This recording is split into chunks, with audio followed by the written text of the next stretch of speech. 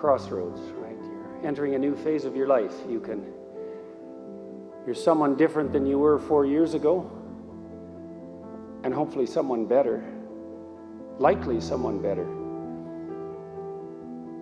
And you have another opportunity now to be the next iteration of yourself that you can be. And at a crossroads, the metaphor works because you make a decision. You go one direction or another. And there's an old blues idea that you meet the devil at the crossroads. And I always wondered why that was. I thought it through. It's a really compelling idea.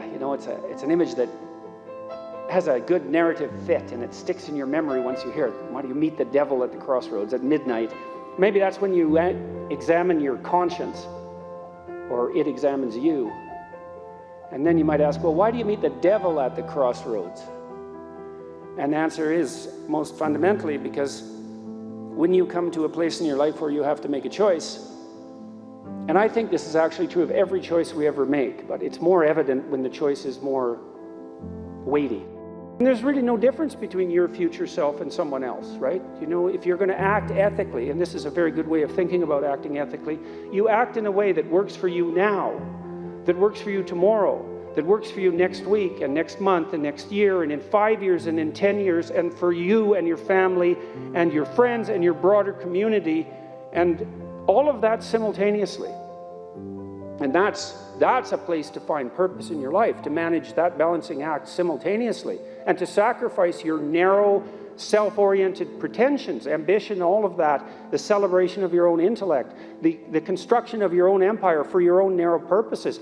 Part of the reason you shouldn't do that, even though it's tempting in some sense, especially if you have the ability, is because, do you want to rule over hell? And that's another interesting question with regards to the question of whether power is a valid motivation.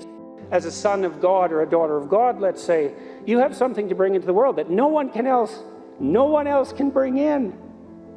And so if you fail in that duty, then you deprive the world of that.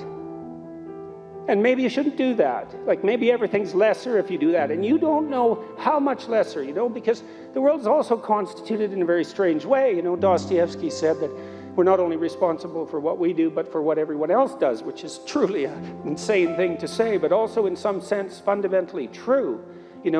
I don't know how it is that each of us can bear the burden of the world on our shoulders singularly, because I can't really comprehend how things can be structured in that manner, but I do believe nonetheless that it is the case, and so that if you forswear your responsibility to the highest good, then you tear something out of the fabric of being that is of inestimable value. And I do believe you will pay for that if you do it. And I would suggest that you don't pay that price, because it will not be pleasant. That's definitely hell. And if you don't think hell is real, you haven't thought about it enough. It isn't a matter of other people believing foolish things. It's a matter of you being so naive and so well protected that you have no idea how the world is constituted. And so that's the temptations, let's say. Chaos and nihilism and hopelessness, or intellectual pretension and the desire for self-aggrandizement and narrow power. Don't do that. It's not helpful. It won't do you any good, and it's beneath you. It's beneath you to do that. And you that will manifest itself in your life, that subordination of what's highest in you to those lesser gods, let's say. That'll manifest itself in the torments of your own conscience. And no one escapes from that, And so, don't do that. Don't make that choice at the crossroads. Because you're told, be responsible. And it's a finger-wagging thing again, that if you were a good person, you be responsible, you do your duty. But no one ever says, well, because that's where you find the abiding meaning in your life, and you need that meaning to sustain you through suffering. And that's definitely the case. I was very ill for a number of years, and a lot of what got me through that wasn't my own special nature, let's say, but the support of my family and the support of my friends and the support of the broader community made a huge difference, not only psychologically, because I knew people were supporting me, but also practically. You build yourself a community. You sacrifice yourself in the service of other people, not so much because you should, although you should, but because that is where meaning is to be found, and you need a deep meaning to sustain you through tragedy. That's the arc. And you find that deep meaning. And there's a notion that it's better to give to receive than to receive. And it sounds like a Hallmark greeting card in some sense. And people are cynical about that too. It's like, well, yeah, you say that because you should be good and think that. But if you watch yourself, you'll see that it's true. Because one of the things that's been really pronounced element in my life is that, people thank me from time to time for things that I've done or said. And there isn't a better experience than that, that you've put something out that's actually a manifestation of what you truly believe, and the consequence of that is part of the redemptive process for someone else. There is nothing that's better than that. Zero, nothing. You treat other people in the manner that you would wish to be treated if you were treating yourself properly.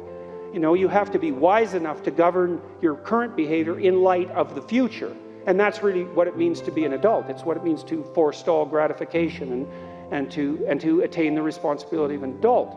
And the reason that you should do that, because you should, is because it's actually better, in all ways. It's a panacea for suffering to adopt that responsibility. And then you learn to optimize an aim. And then you see, once you've learned to optimize an aim across a set of goods, you start to aim at what unites those goods.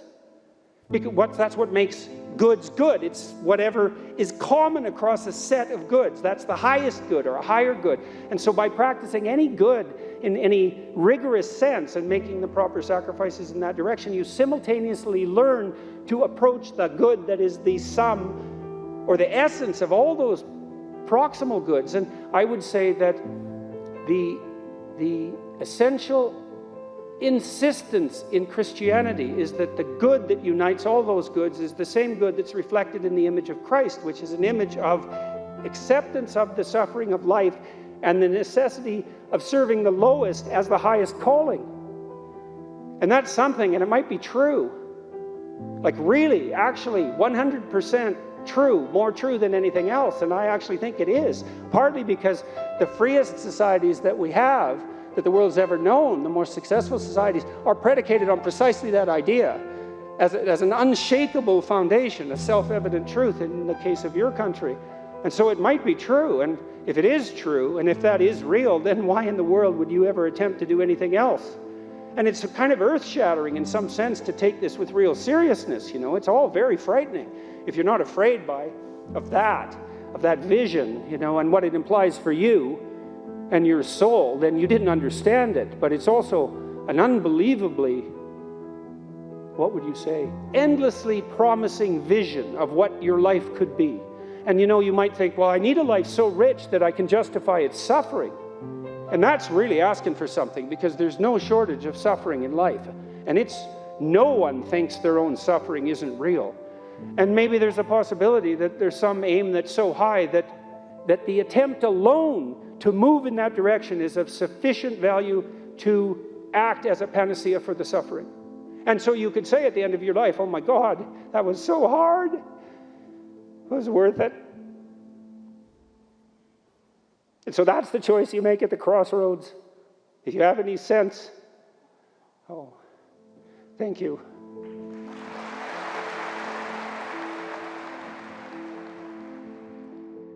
If you're looking to start a new side hustle or even a new business, check out the link in the description below.